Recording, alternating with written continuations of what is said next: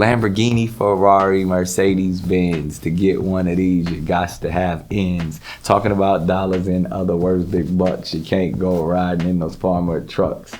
And then it went on and on. And it was like, but I was 8. I wrote that at 8. I thought that was pretty good.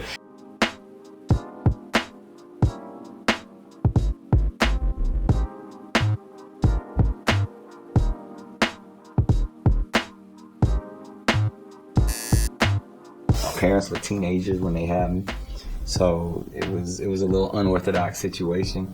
My father went away to be a minister in North Carolina and went to college, so he actually left California so he would get out of trouble because he grew up a troubled youth. So he was like, and he just had a baby. He's like, I gotta get out of here. So he went to college in North Carolina. My mom went to like nursing school, a bunch of other stuff, and it was really difficult trying to take care of me. So my father's mother stepped in as well, and kind of that trifecta of all of them was my upbringing. From a young age, I mean, it was always youthful exuberance around. Everybody was young, you know. I remember when my grandmother was my age right now. That's weird. But man, it was really just a loving environment. Obviously, it wasn't an abundant of anything really. I mean, other than just love and compassion for each other. But you know, we made do with everything else. My first love was probably music. You know, it started in the church, gospel music, as well as gangster rap. It all happened for me at the same time, ironically. Growing up in Southern California, you know, I was mesmerized by the Ice-T's and NWA's and Too Shorts and all of that.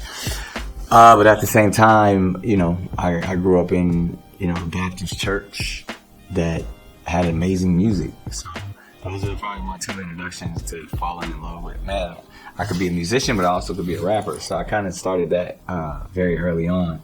And then the shift to comedy and the love for comedy probably happened crazy. I was rapping at like 8. I had like my first demo tape at 8 years old. And I was telling jokes on stage doing stand-up by the time I was 11.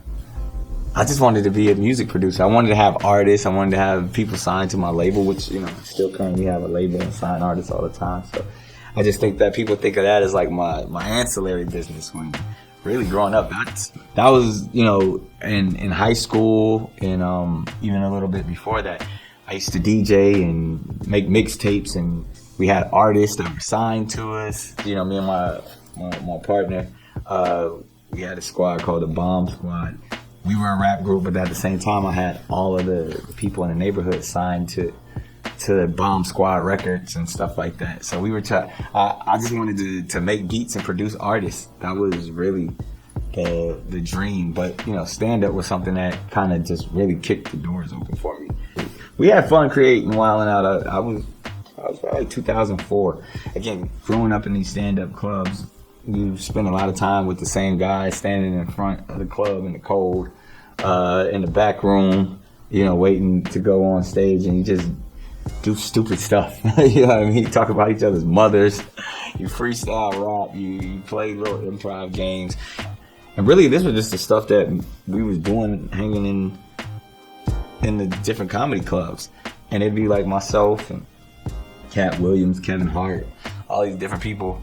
And they'd be like, yo, you doing movies and stuff like that? Why don't you, like, give us a job? And I really created Wildin' Out to give my friends jobs and opportunities and platforms. And that's still to this day what it's done. It's created so many opportunities and a launching pad for so many wonderful careers. Academics has been something rooted in my family for quite some time. My grandmother right now is about to turn 101. And she still doesn't care about none of the stuff I've accomplished except for school. And that's true success to her generation. Like, they don't care how much money you make or, you know, what status of life you have. Education is true wealth. And I just, once I got to a place, because early on, as much as I would have wanted to go to college, I couldn't afford it. I had to, you know, I was still helping my mom pay rent and trying to figure it all out. So once I figured out, all right, I could do this and make a living out of it, when it was all said and done, by the time I had children, I was like, man, I might as well just go ahead and take a swing at this. I got a degree in criminology, minor in Africana studies. Still going. My master's in psychology is right there. And then ultimately to get a PhD in divinity. So hopefully by 2025, I'll have all of that accomplished. To have a doctorate in divinity / theology. It's just a world that I'm already in. I'm already intrigued. I've put my lifelong studies just to that, just based off of spiritual practices. So I'm learning more and more in that space. My podcast was created in school. That was the way I did a lot of my homework. I think Dr. John Henry Clark said it the best. Sometimes you can talk about the right things in the wrong way. And ultimately, that was the very delicate line my podcast had walked for quite some time. And, I think I always say the people that I actually hurt and offended, they hopefully now know that was never my intention. And then it was one of those things where I leaned into it. I didn't run away from the idea of, no, I said what I said, so what? It was like, nah, I said what I said, and I want to understand why that hurt you. I said what I said, and I want to go deeper. And, as someone who's also a student of theology and different ideas even pertaining to, my criminology degree, like I was like, let's unpack this. It was some outstanding rabbis, people from the Jewish community, people even from the alt-right community that, we documented and sat down and really had the discussion of race, had the discussion of origins, had the discussion of science, because these are things that people are interested in and want to talk about. But if you're not educated and knowledgeable on certain topics, that's where tropes are created. That's where ideas can be turned into folklore and different allegories that people subscribe to, opposed to now, as we all see, we're experiencing this paradigm shift that, people are trying to find their moral ground and that compass to take them to, like, okay, this is where I stand, this is what I believe, and I'm not hurting or offending anybody while I believe in that. You said your compass is not your moral ground. To me, a compass is always, it's so many things. It's a fortune teller. It can give you a future. It can give you your direction. It can show you your balance. And it almost gives you that substance in a way to where it's like, all right, here, I have a plan. and I'm grounded, going back to what you were saying about, if anybody knows about our magnetic fields, in order to move in that direction, you gotta be grounded in something. Coming up as a very, like, clean cut, like, by the book, and when I say the book, I mean Bible, like, understanding to where, I was only allowed to have certain kind of haircuts, and, I couldn't get my ears pierced, so it was, that tattoos were so taboo, like, your body is a temple, so, and I kind of rocked with that for most of my life, well into adulthood, just because, I wanted them, I liked them, but I was like,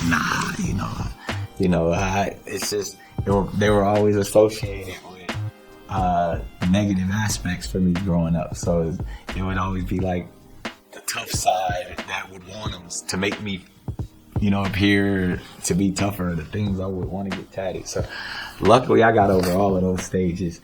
But by the time I was 28, and it was like, I was out there in the public eye in a big way, and flaunting my relationship. So I was like, all right, get my wife's name tattooed, sprawled across my back, and that was my first tattoo.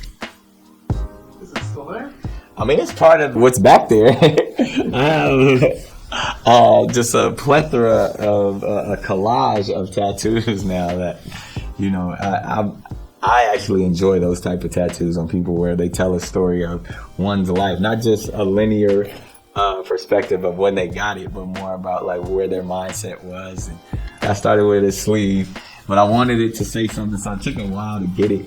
And then it was kind of, I wanted to tell a story and almost like left brain, right brain vibes. And so everything on my right arm is really artistic and almost feels, historic and analog, and my left arm all the way up is my digital.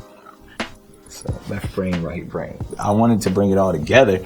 So now, with the compass in the center of my chest, that's balance. I was on a journey, and my journey has been ongoing and multi-dimensional. So then I put a map going all the way up the neck to the various places in my life, past, present, and future.